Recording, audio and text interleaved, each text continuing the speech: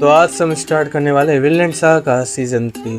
Thorfinn किसको नहीं पता, अपनी फादर की डेथ के बाद सीजन 1 में वो रिवेंज को सीख करता है और सीजन 2 में रिवेंज से पढ़कर वो विनलैंड तक जाने की कोशिश करता है। अपनी ideology I have no enemies इसको कायम करने के लिए वो सभी हदें पार करता है। अपने पापा के द्वारा जो आइडियोलॉजी उसने पाया था उसको वो हर वक्त कायम करने की कोशिश करता है और अब वो विनलैंड को ढूंढने के लिए अपनी जर्नी पे उतर चुका है। तो चलो इस सफर को स्टार्ट करते हैं। पार्ट 2 के लिए तुम्हें बस 20 लाइक्स करना पड़ेगा और वीडियो के बीच में एक सरप्राइज तुम्हें जल्दी ही मिलने वाला है। तो तुम्हें पता ही होगा कि सीजन 2 तक क्या हुआ था। अगर तुम्हें नहीं पता तो पहले वो सारी सीरीज को ऑलरेडी देख के आ जाओ। तुम्हें पता ही होगा कि सीजन 2 तक क्या हुआ था। अगर तुम्हें नहीं पता तो पहले वो सारी सीरीज को ऑलरेडी देख के आ जाओ। अभी के वक्त में थॉरफिन अपनी फैमिली के साथ मिलता है बहुत टाइम बाद और फाइनली वो रेडी हो जाता है सबके साथ विनलैंड की जर्नी में, जहाँ पर वो विनलैंड को ढूंढने के लिए बाहर जाएगा।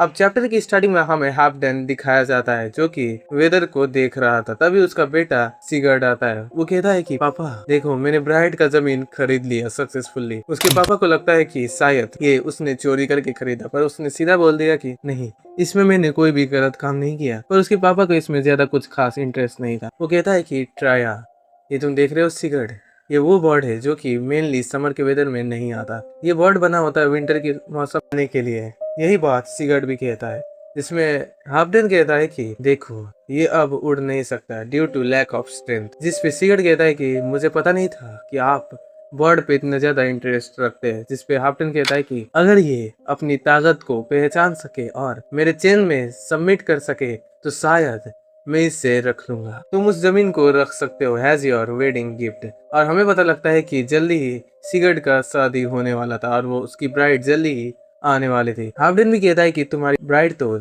आ ही रही होगी, और वो सच में अभी आ रही थी। दूसरी तरफ हमें थॉरफिन दिखाया जाता है जिसको उसका बहन बाल काट रहा था और बाल काटने के बाद उसका बाल को ये कुछ ऐसा बना देता है। Look at you. Go now and never return.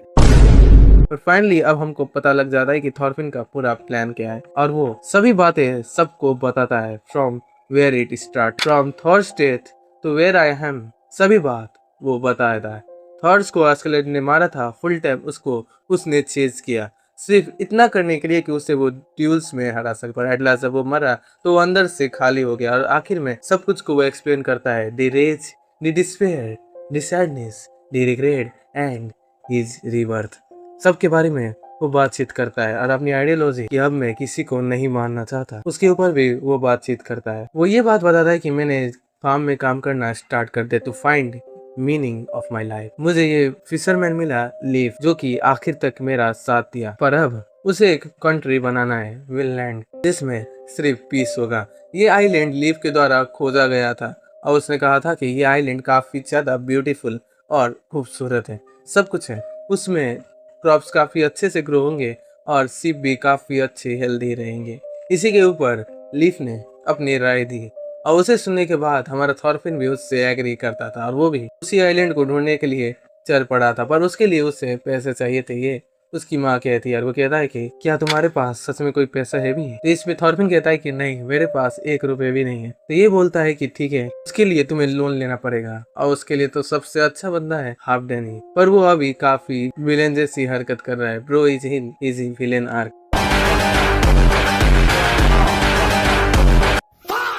तो हमें फ्लैशबैक दिखाया जाता है जहाँ पर हम लीफ को देखते हैं। लीफ, तुम्हें पता ही होगा कि ये कौन सा बंदा है। यही वो बंदा है जिसने मेनली थॉरफिन को अपनी जिंदगी दी। यही वो बंदा है जिसने थॉरफिन को यहाँ तक लाने में इतना बड़ा हेल्प दिया। उस वक्त लीफ काफी ज्यादा यंग था, उसका बेटा भी था, दोनों एक साथ सफर में जा रहे थे। उसी वक्त वहाँ पर एक सामान में हलचल होती है और जब वो लोग वहाँ पर चेक करते क्या बात है, अचानक वहाँ से एक लड़की बाहर निकल के आती है। उसका नाम था गुंड्रिड और वो चिल्लाते हुए कहती है कि भाई तुमने तो मुझे बोला था कि तुम मुझे बाहर लेकर जाने वाले, पर तुमने मुझे फिर से लेकर गया। तो इस पर हमारा लीफ कहता है कि बच्चे, मैंने बोला था कि जब तुम बड़े हो जाओगे तब ये किया जाएगा, अभी तुम उसके लिए काफी छोटे हो। लड़के का मेनली काम होता है शिप में राइड करने का, फीमेल्स का सिर्फ घर में पैदारी करने का। पर इस पर हमारा गुंड्रिड बिल्कुल एग्री नहीं करता, उसे भी मर्दों की तरह शिप में राइड करने का काफी मन था। और गुंड्रिड भी कहता है कि नहीं, मुझे अभी जाना है, मैं अभी जाना चाहता हूँ।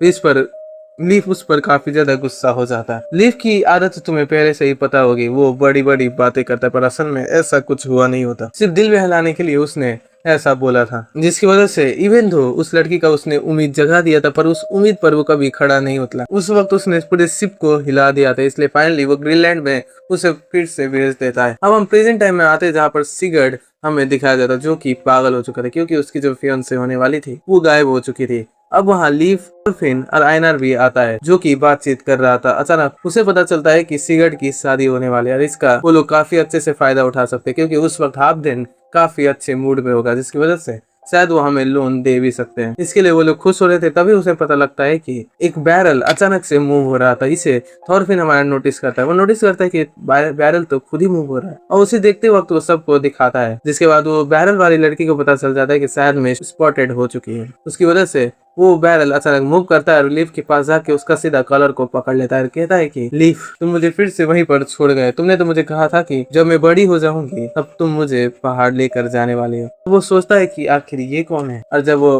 बैरल से निकलती है तब हमें पता लगता है कि ये गुंड्रेडी है, जो कि अभी बड़ी हो चुकी है और यही होने वाली थी सिगर्ड की वाइफ। अब लीफ और गुंड्रिड की बहस हो जाती है। गुंड्रिड कहती है कि भाई, तुमने तो मुझे बोला था कि मैं जब बड़ी हो जाऊंगी तब तुम मुझे शिप में लेकर जाओगे। तो उस पर हमारा लीफ जोर से चिल्ला के कहता है कि वो तो मैंने ऐसे ही बोल दिया था ताकि तुम मुझे बार बार जिद मत करो।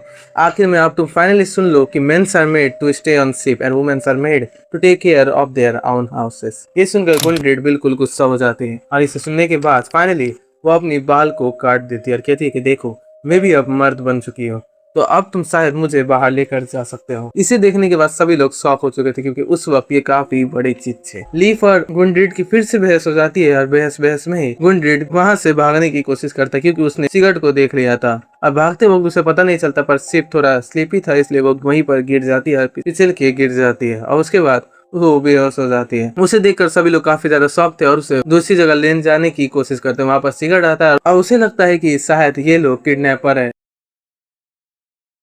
वीडियो को बीच में रोकने के लिए सॉरी। हाँ, ये मैं ही हूँ, लियोन समर, जिसको आप रोमन सोनी नाम से भी जान सकते हैं। हमने हाल ही में एक फिलोसॉफी चैनल खोला है, उसके ऊपर हम वीडियो बनाते हैं। अगर आप चाहो तो उस चैनल को चेकआउट कर सकते हैं। बाकी इस वीडियो को कंटिन्यू करते हैं।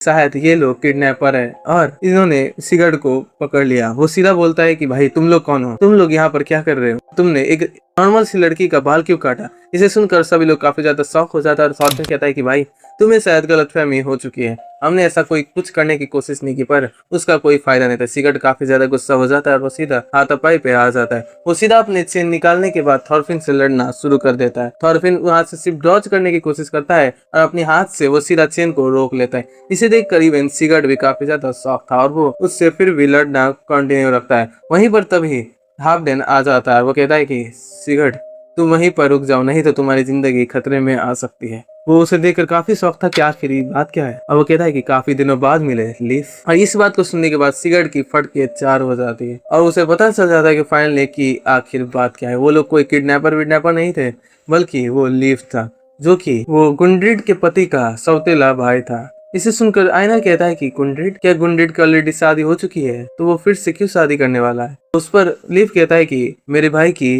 रिसेंटली ही मौत हो चुकी है, जिसकी वजह से अब गुंड्रिड की फिर से शादी होने वाली है। पर ये मुझे भी नहीं पता था कि उसकी शादी इतनी ज्यादा जल्दी होगी। लीफ उससे पूछता है कि आखिर गुंड्रिड के साथ ही क्यों, जिसपे हमारा हाफडेन कहता है कि वो काफी ज्यादा एनर्जेटिक है, इसलिए वो अच्छी बच्चे देंगे। वही तो हमें बस चाहिए एक वुमेन से। इसके थॉट से बिल्कुल शौक मत होना, क्योंकि पहले के वक्त में वही होता था। अब बातें को कंटिन्यू रखते, पर एक बात है कि तुम काफी अच्छे लड़के हो, बताओ तुम्हारा नाम क्या है? और वो कहता है मेरा नाम है Thorfinn, I am the son of थॉर्स। थॉर्स का नाम सुनते ही उसकी कांड फट जाती है। वो सोचने में मजबूर हो जाता है कि ये उसका बेटा है। वो कहता है कि मैं तुम्हारे हाथ को ठीक कर दूंगी। जब सिगरेट के साथ वो लड़ रहा था, उसी वक्त उसके हाथ में कुछ हो चुका था, जिससे उसका घाव हो चुका था। इसलिए वो कहता है कि मेरे बेस में आओ, मैं तुम्हारे घाव को ठीक कर दूंगी। और गुंड्रिड भी वहीं पर चली जाती है। उसके बाल को देखकर गुंड्रिड की बहन काफी ज्यादा गुस्सा थी। वो कहती है कि तुम्हारी शादी जल्दी होने वाली है और तुमने अपना बाल काट लिया। इसे सुनकर वो काफी ज्यादा गुस्सा थी और इसलिए वो उसे वीक लगाने के लिए कहती है। वहीं पर हमारा थॉरफिन भी बैठा हुआ था।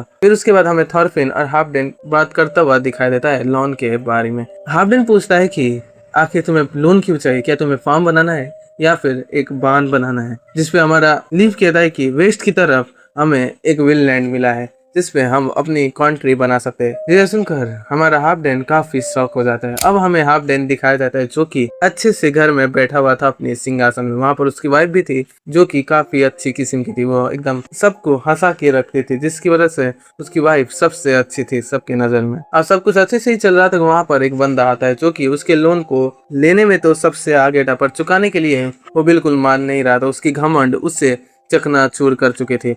वो कह रही थी कि कुछ भी कर लो, मैं तुम्हारा लोन नहीं चुकाने वाला। जिसमें हमारा हाफ डैन अपने चेन से उसकी गर्दन को पकड़ लेता है और वो कहता है कि एक तुम्हारी जैसा ही बंदा था जो कि अपनी प्राइड की वजह से अपना होश खो बैठा था। उसने लोन तो ले लिया था पर कभी चुका नहीं सका और खाली फिर उसकी पूरी फैमिली की जान चली गई। ऐसे प्राइड का क्या फायदा जब अपनी फैमिली को ही तुम ना बचा सको। थॉरफिन वहां पर आ चुका था, इसलिए उसे देखकर सीधा वो हाफ डैन सबको छोड़ के वहां से चला जाता है। फिर उसके बाद हमें पता चलता है कि उसको जिसको उन्होंने बांध के लोन मांगने के लिए बोला था वो बंदा को छोड़ दिया गया है, जिससे हमें पता लगता है कि ये बंदा जो अपने विलेन आर्क में है वो इतना भी बुरा नहीं है।